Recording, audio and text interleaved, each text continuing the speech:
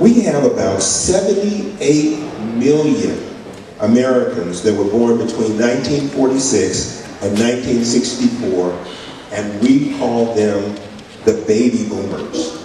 I happen to be one of those. And what we have found is that large population is just now, for the next several years, coming into an age category where they're going to need a lot more assistance.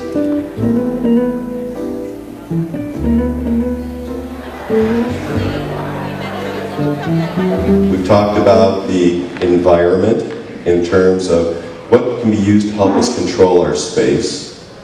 And we're talking about community. How do we connect with each other? How do we use these technologies to really get more information, become socialized, be able to stay connected with family, service providers, etc. And finally, for caregiving itself, whether you're a family caregiver or a professional caregiver, how you can use these technologies to get information. I want to get us up and moving.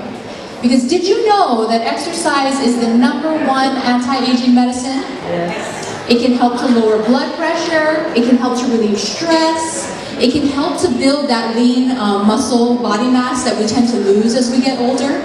So it can help to kind of slow that process.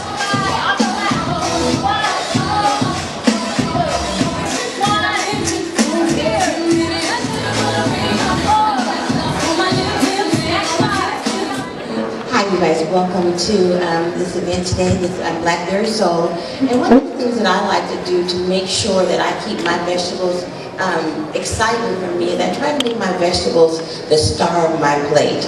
And that's kind of, and as we get older and being a chef, sometimes that can be very hard because a lot of times we want that meatloaf or, you know, that barbecue chicken or something like that. Usually what I say for seniors is to try to get it through foods. But generally, if I'm in the office, I'm walking by a window every once in a while, you're generally going to get enough vitamin D just by kind of being exposed through the sunlight. So Centrum Silver and things like that.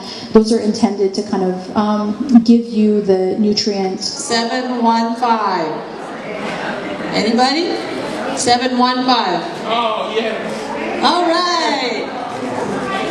When you call 211, call them like every month to check to see if they've got any new openings.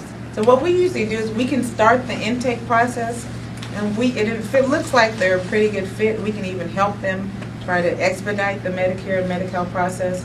But for them to begin, and they always will start on the first of the month following, you know, our enrollment process, they have to have the benefits in place. And they do have to be living where they're going to be living because we have to do a home visit. That's the first part of our intake process.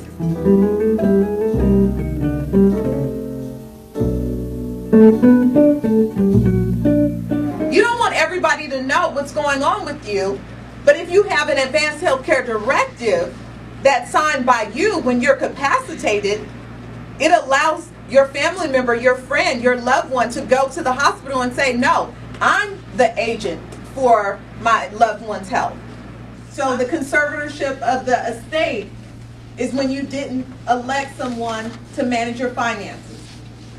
The conservator of the person is when you didn't elect someone to manage your person.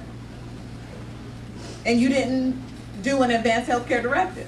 Long-term care insurance, to kind of answer your question, depending on your age and health, it's going to cost you $100 a month, $200, $300, $400, hundreds of dollars a month, I would say, is a way to think about it. Here's an interesting statistic.